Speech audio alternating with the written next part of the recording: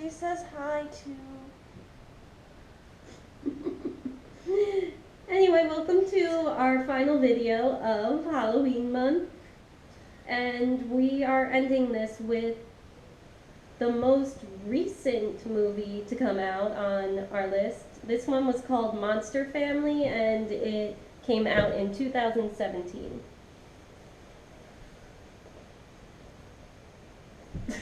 Ari did not want to sit on me anymore.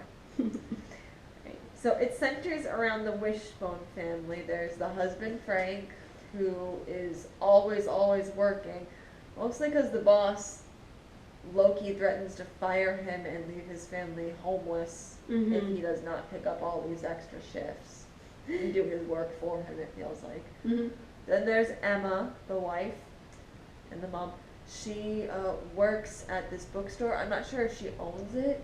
I think she does, because the sign says Emma's Bookstore on the outside. Yeah, so she owns it and works at it with this hippie friend of hers, Cheyenne, who, and her bookstore is not doing so well, so she's got some pretty bad luck.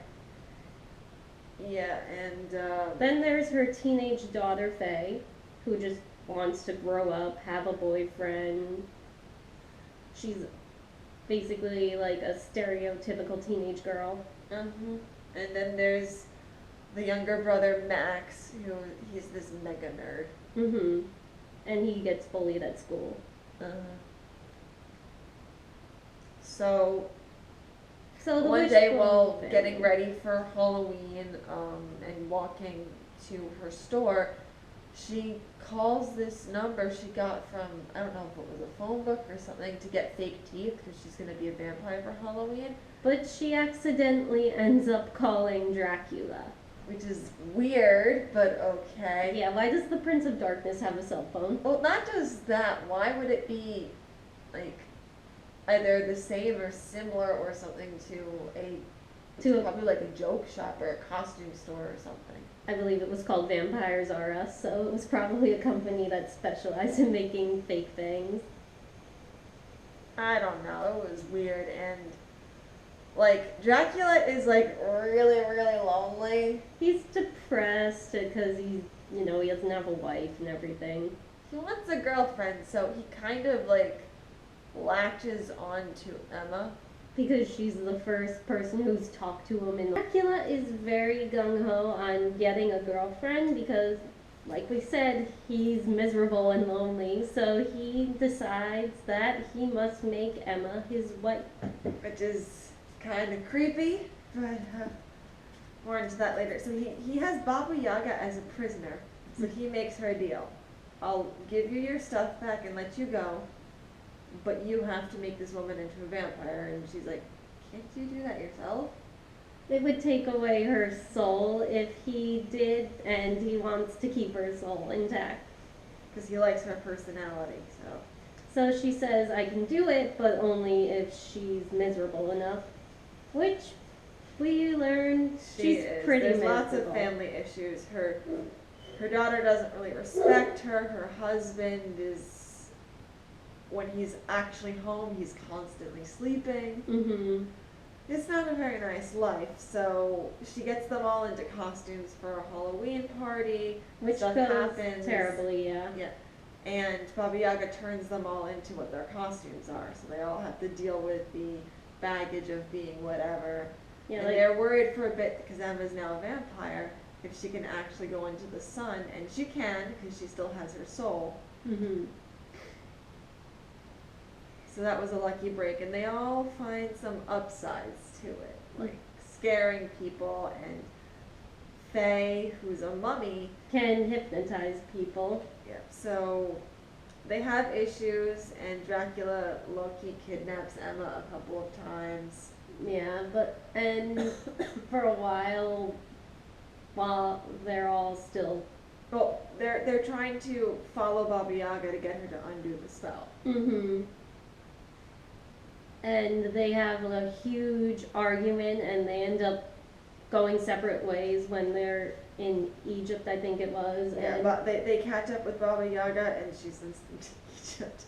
But Emma's friend does not get sent to Egypt, and she does catch Baba Yaga. So that's a good thing. So Emma does eventually agree to go with Dracula because she sees it's like her other life is kind of a wreck and it's all over. Her family has left her. Mm-hmm. But they come back for her, and then there's this defeating Dracula, and then which doesn't becoming human again. And we won't go any farther because that spoils the end of the film. Mm-hmm. But also, tiny spoiler without giving too much away: Dracula wants to destroy the world if he can have Emma. Yeah, it's not healthy. Really no. So now on to the relationship dynamics. So let's start with Dracula, because he's Dracula. Yes. He doesn't really have much of a relationship with anyone, so he's got a servant, Renfield, who basically does everything Dracula says, though he doesn't really like Dracula. Mm-hmm. He's got these bats who live in his house. They're very, very playful. He's not very nice to them. Mm-hmm. And he very much wants Emma. Everybody else he doesn't really give any. He doesn't give a damn about anyone else. Yeah, and he's not very fond of his servants. No. And he's very mean to Baba Yaga, so no one likes him. Not to mention, he just wants this woman because... He's lonely. Yes, and she's the first person to actually have a conversation with him in a long time. Yeah, So yeah, not healthy. Yeah, and he's not a nice guy. Several people comment that he sounds like a jerk. Mm-hmm. I mean, I kind of felt bad for him in the very first few minutes of the movie because I thought, oh, the Prince of Darkness is lonely, but then when you see what he's really like, it's like, no, not so much anymore. Yeah. He loses all his sympathy points because he's a massive jerk. Mm-hmm. So then, Baba Yaga, she's this old lady in this, and she's not like actively malicious, but she made a deal with Dracula. I'll do this for you, and I'll get my freedom because he has a prisoner. Mm-hmm. And she does eventually help the Wishbones, so she goes from being this antagonistic figure to an ally. Same with Renfield, because he doesn't like his boss, so when they're all in Dracula's castle, he tells them how they can defeat Dracula, Mm-hmm. and they're friends in the end. And the bats they're not really on a side, per se. They're just there, and they're cute. Yeah, and then they but in the end they do try to help the Wishbones and everyone. So now on to the Wishbones. So they're all to varying degrees very unhappy. Frank he feels trapped at work.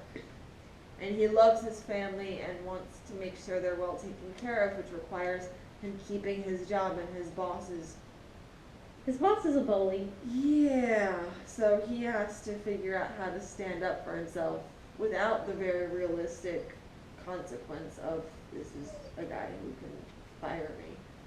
Not to mention, kind of weird that he's always farting. I know, when he gets nervous, he farts. It's a weird habit. And they make fun of it like there's a green cloud and everything. I know, it's really funny. Then there's Emma, who is, I'd say she's the main character because the plotline follows her the most. Yes. And I think she has the most difficulty adapting to their brief time as monsters because of the bloodlust that comes with it. Yeah, and Dracula's the only one who has the thing to suppress thing her that, it looks appetite. like a hard candy. You eat it, you're good to go. If you don't, you might attack random civilians. Yeah, but she has a very hard time resisting the bloodlust. She does actually almost bite two tourists, Yeah. but Dracula stops her. But yeah, she's just unhappy because her business isn't going as well as she'd like, and her family dynamics are deeply, deeply flawed. And things are always happening to her. She has a lot of tension with her daughter. She tries. She really, really does. But there's a lot of tension with her daughter. Her son is... Giving out facts. He's a very, very, very, very smart kid, and I can see why that'd be hard to raise. Mm-hmm. And, going back to the issues with Frank, he's never home, and when he is, he's asleep. Mm-hmm. Even when he's awake, it's like he's sleeping with his eyes open, and he doesn't do anything. to help her. Like, I get he's tired, but it does leave her feeling like the only one parenting. Mhm. That has to be stressful. Mhm. So then there's Faye, who, typical teenage stuff. She's insecure about her looks because she wants a boy to like her. And when she thinks she's gotten a boy to like her, they turn into monsters, and then she's all upset. And then there's, she does meet another mummy while they're in the desert, but that does not really end well. No, he wants to destroy the world with her, and Take it over. Take it over, and he gets all this like crazy possessive, like he won't take no for an answer. Because she's not exactly into the whole taking over the earth kind of thing. Mhm. That's a minor thing though in this. So she does grow up a bit, and she and her mom make up because there was a lot of tension there for most of the film. But she learns that your looks will only get you so far in life. yeah, someone needs to like you for who you are, not how you look. Mhm. And then there's Max. He, like you said, he's very smart, but he deals with a lot of bullying. Like, one of the earliest things with him is him getting a swirly. Mhm. Which I didn't even know they still did. Me neither. I thought that died out long ago. Maybe it was just for dramatic effect. Maybe. So he doesn't get along with his sister. She teases him a lot. He'll tell on her over stuff. Mhm. But, like, you can tell, like, even throughout everything that's happening, there's still a lot of love there. Mhm. Which I liked. Yeah. It was just overshadowed by all these family difficulties. Yeah, like, when they're trying to get to where Baba Yaga is, Faye and Emma have this conversation where Emma tells Faye, you have to get a boy to like you for who you are, not how you look, and that does stick with Faye. And it's like, they're still like in the midst of their issues, but they still have these really sweet moments in there. And like, when they're getting ready to go outside, everyone is very, very nervous that the sunlight will hurt Emma. Mhm. Which thankfully it doesn't, because like we said, she still has her soul. And you can talk about the friend. And then there's Cheyenne. Now Cheyenne, well, first she's very, very hippie-like attitude-wise. And in her appearance too, like she dresses like she came out of the 60s. She's more of the calming demeanor and tries to be the voice of reason. She takes everything in stride. Mm-hmm. So she does very well with the family. She clearly cares about all of them very much, and I want to say she looks past all, or tries to ignore their issues, but she encourages them to work through it.